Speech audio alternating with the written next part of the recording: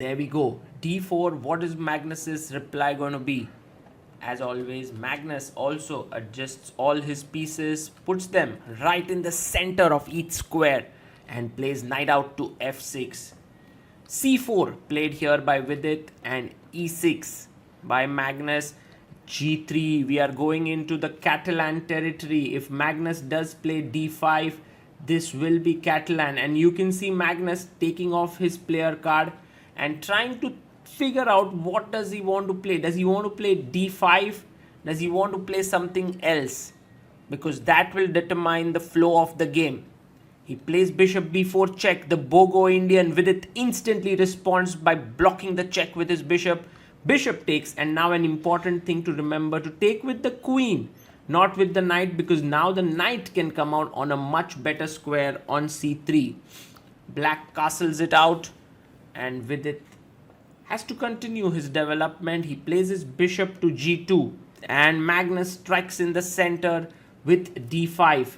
One of his ideas is to, of course, take here on d5 or on the c4 square, but knight f3 played by Vidit. If you take now, then knight a3, taking back the pawn, is a very good position for white. So I don't think Magnus would take, but he plays c6, and his point is that if you castle now, he wants to take, and then after knight e5, trying to win this pawn, there's b5.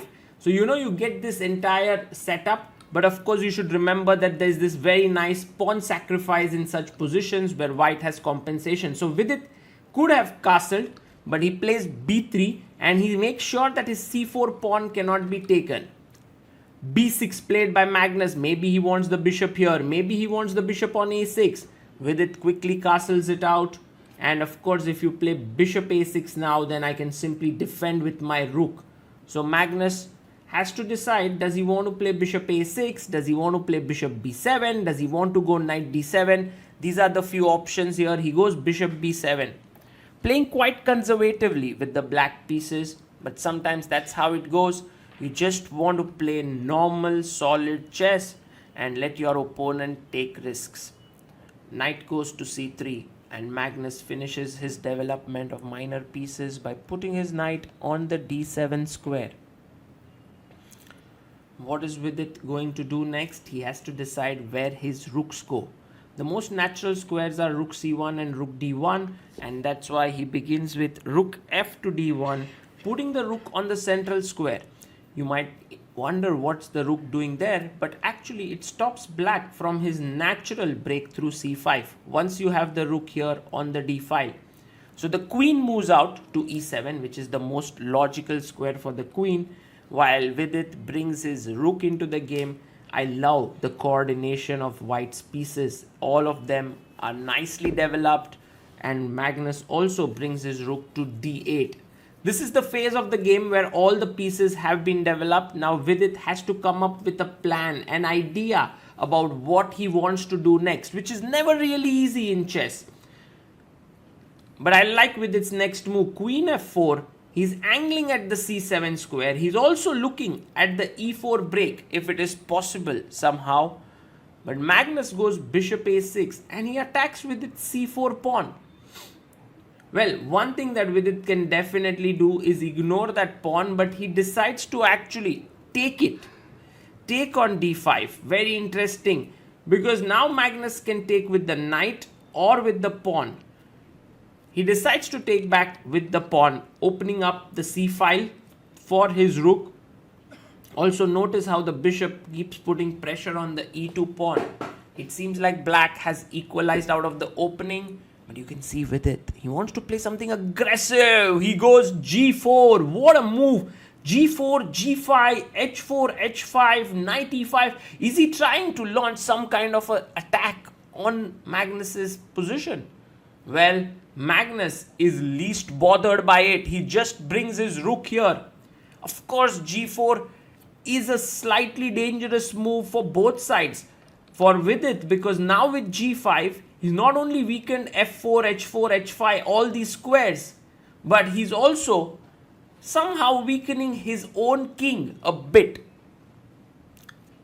Magnus puts his knight on h5 and attacks with its queen on f4. He must move his queen away either here on e3 or on d2. We'll see where Vidit moves his queen. He goes queen to d2.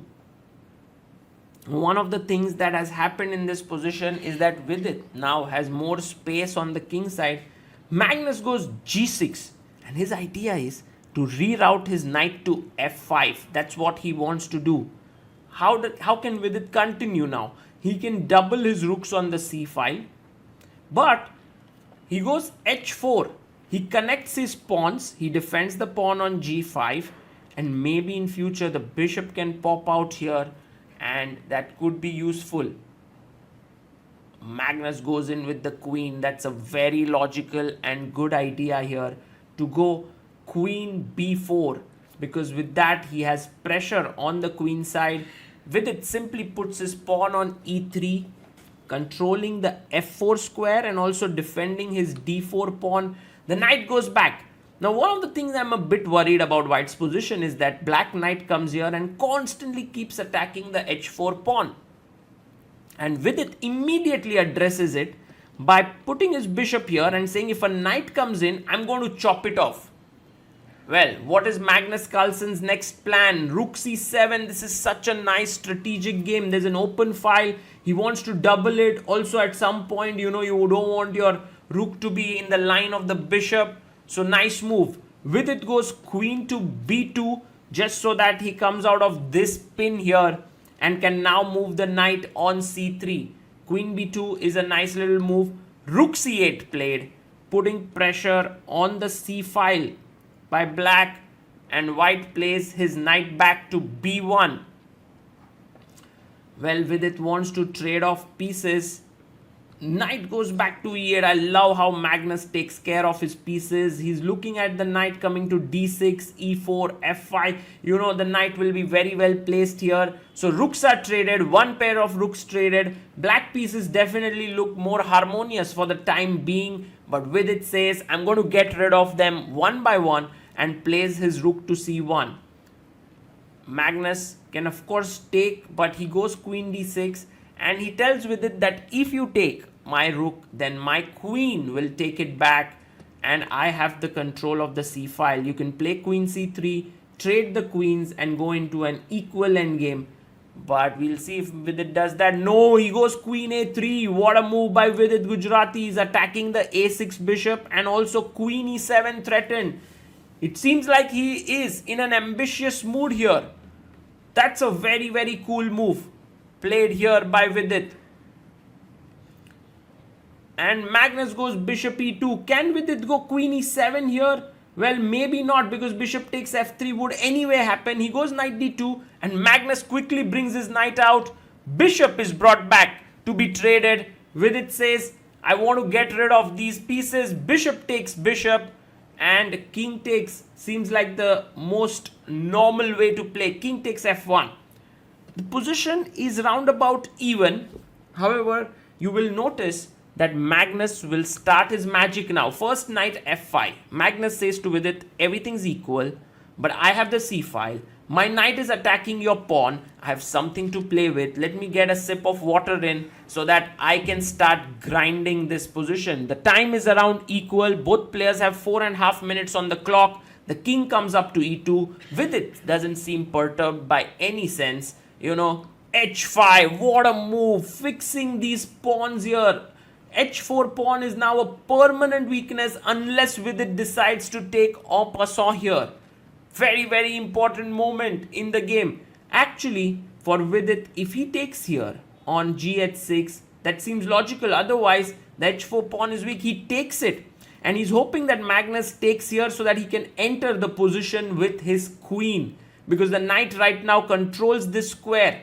But Magnus goes knight f6. I love this move because firstly, he clears the queen's defense to the e7 pawn. He defends the h5 square so that white cannot sacrifice the pawn there. Vidit now plays queen to a4, but these squares already are covered quite well, and knight takes pawn has happened. So black now actually has something to play with. In chess, there's a concept called pawn islands. White now has 3 pawn islands, which is one here, second here, and third here, while black only has 2, which means white has to take more care of his pawns. But Vidit says, it's fine. I have active knights. Also, you mustn't forget that if black had taken here, Vidit would have taken the pawn on a7. So Magnus defends it, and now the pawn on h4 is hanging. So Vidit quickly brings his knight there to defend. The knight jumps into the e4 square, now threatening a check to win the a2 pawn. So Vidit, down to 2 minutes on the clock. This is how Magnus puts pressure on his opponents in the endgames.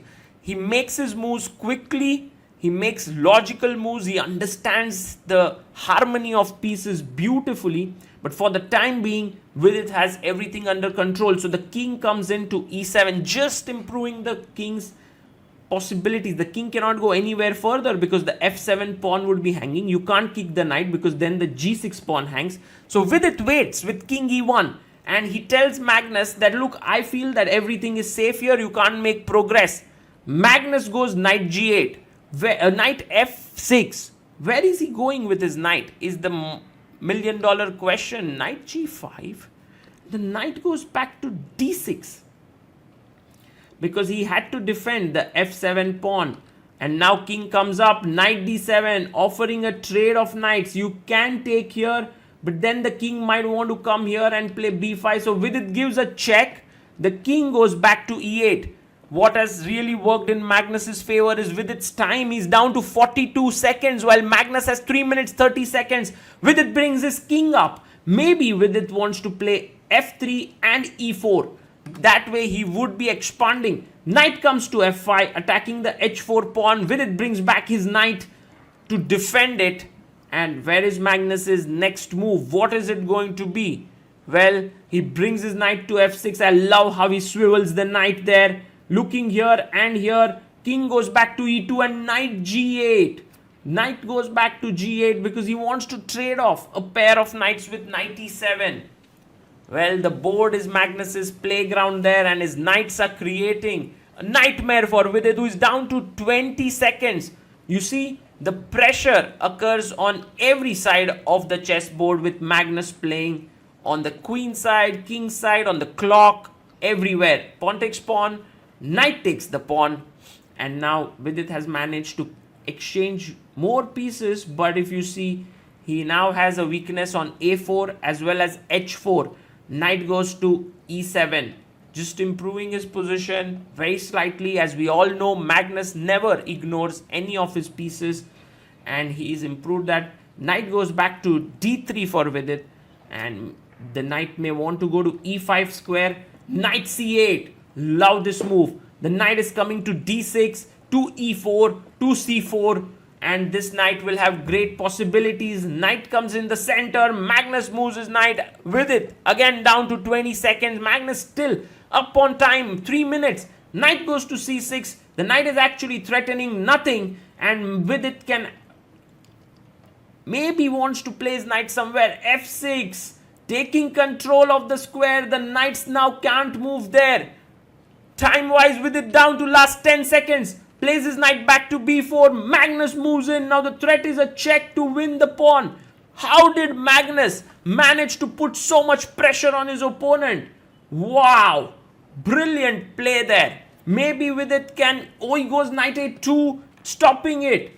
Stopping knight c3, and now Magnus bringing his king in. Maybe he's threatening here, here, here. He wants to come to a5. A very good way to continue is then to simply move the king away, and if king c6, knight b4, you give up your pawn there and then play knight d3 coming to f4. That's how you gain counterplay. But Vidit blunders here with knight d2. Vidit under pressure. He was 2 seconds on the clock. His position was difficult. His knight couldn't move from f3, not from a2. But now he's played knight d2.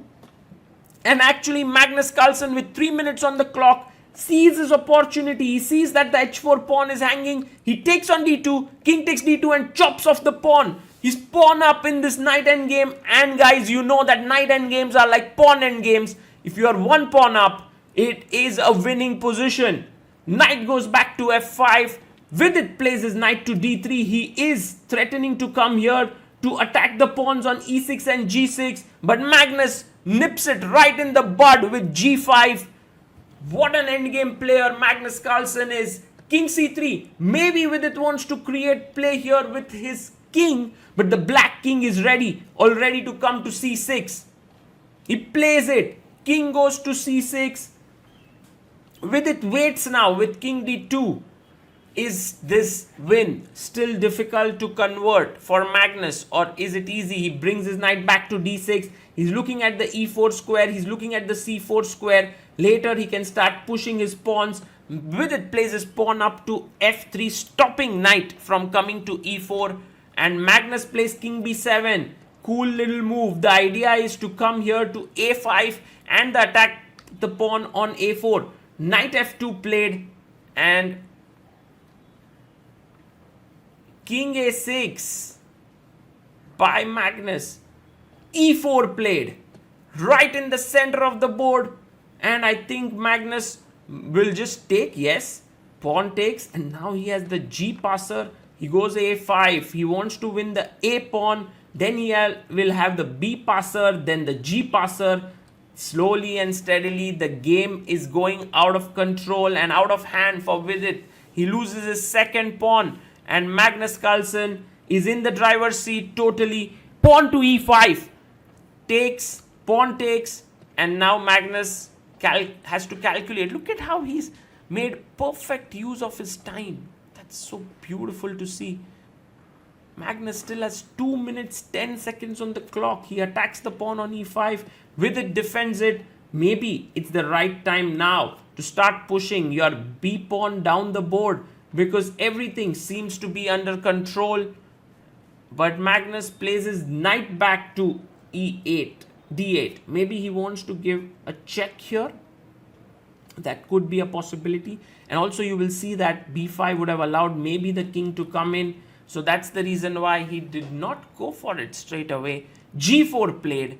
The pawn moves one step closer, but Vidit says that pawn is weak. I'm going to go and capture it. Magnus says, be my guest, take that pawn, but my b pawn will start to queen. Vidit goes in, king f4. Magnus cannot defend that pawn anymore, but he pushes his pawn and adjusts his pieces. b4 has been played. Vidit chops off the pawn. He's now just one pawn down. Can he manage to hold this position? Well, Magnus says not really. b3 played. The b pawn is going to net the knight's life, and then black still has another pawn to win the game.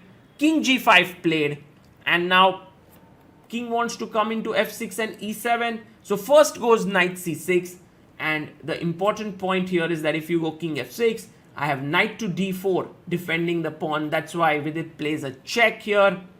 And now king b4, yes, if you take on e6, there is b2, b1 queen, and if you take on b3, I just take with my king. The game is over. Vidit down to his last few seconds, and he gives his hand in resignation. Magnus Carlsen wins it. What a guy. Let's hear the conversation of both these players.